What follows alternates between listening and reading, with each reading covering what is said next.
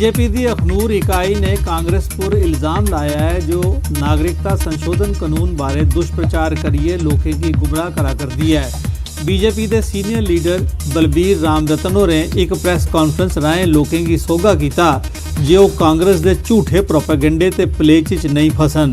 Press conference municipal committee Akhnoor के chairman Dipesh Singh ते BJP के जिला प्रधान जगदीश भगत भी शामिल है।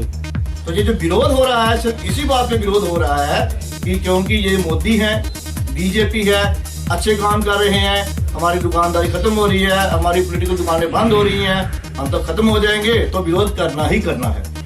क्या आज एक को भड़काया, कल आपने बी को भड़काया, भड़काते जाओ, माहौल खराब करते जाओ, लेकिन इशू कुछ नहीं है। इशू है नहीं, कांग्रेस पर इशू नहीं है, बस कोई इशू नहीं है, कोई मुद्दा नहीं है।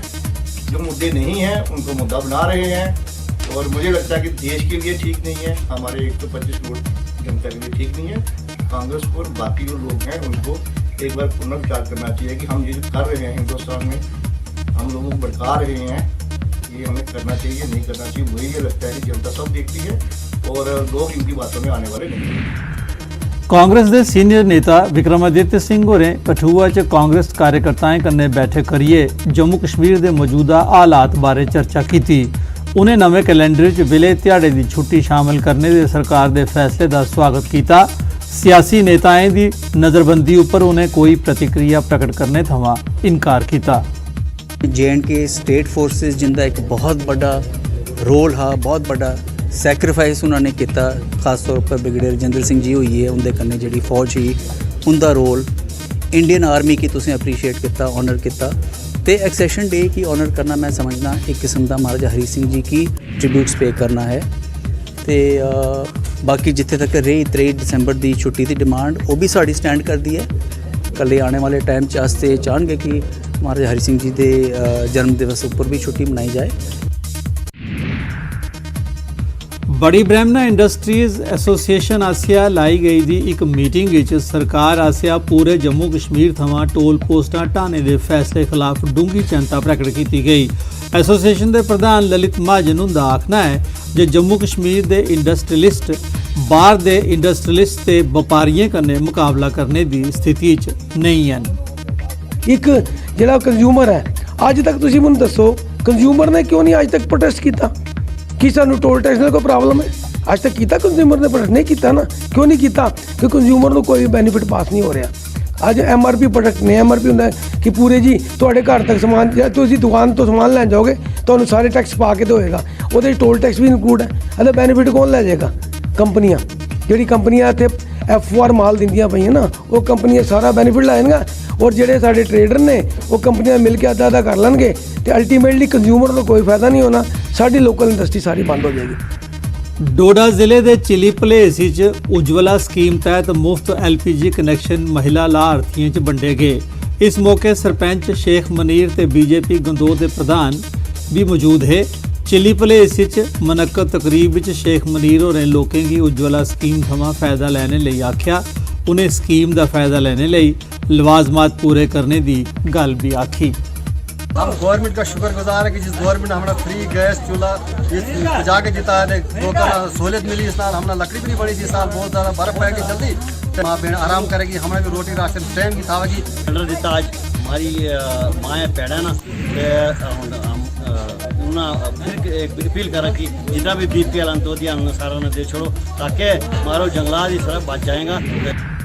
पुंछ जिले की मंडी तहसील के दूर दरेडे ग्रां लोरन सेना की 5-8 GR ते रोमियो फोर्स आसिया एक कार्यक्रम इलाके के 8वीं थमां 12वीं तोड़ी के स्कूली छात्रें की जनरल नॉलेज ते कंपीटिटिव एग्जाम कन्नै संबंधित किताबां वंडियां गईयां। कार्यक्रम की अध्यक्षता 5-8 GR के कमांडिंग अफसर होरें की। CIS रोमियो फोर्स के GOC major general PS Bajwa कार्यक्रम के मुख्य परौने हैं।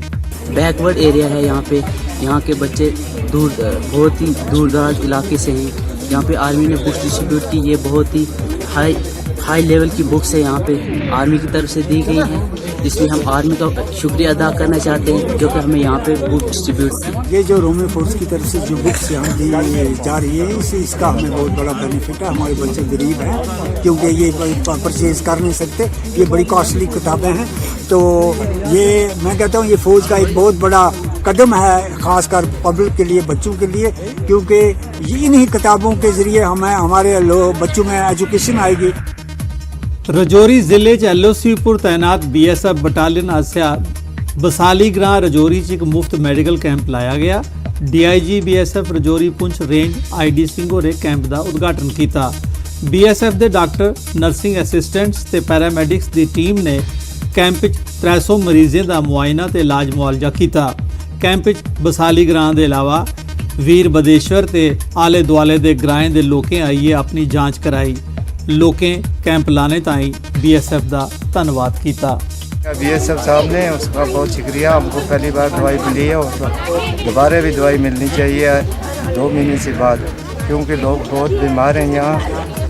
ये हमारा LOC के पास का इलाका है और यहाँ सुविधाएं बहुत कम हैं। यहाँ के लोग बड़े सीधे साधे और सिंपल हैं, साधारण लोग हैं। इनको तकलीफ़ होती है तो हमने इनके तकलीफ़ को बांटने की एक छोटी सी कोशिश की है। विश्व हिंदू परिषद ते बजरंग दल आस्या श्री दशनामी अखाड़ा मंदिर पुंछ दे पूर्व महंत राजगुरु स्वामी शंकरानंद उनकी 50वीं पुण्यतिथि के उपलक्ष्य च एक ब्लड डोनेशन कैंप लाया गया। कैंप च बजरंग दल के कार्यकर्ताएं LOC उपर पाकिस्तानी गोलाबारी कन्नै घायल होने वाले लोकें ताईं ब्लड डोनेट किया। यह ब्लड राजा सुखदेव सिंह जिला अस्पताल के ब्लड बैंक च जरूरतमंदें लई रखा जाग।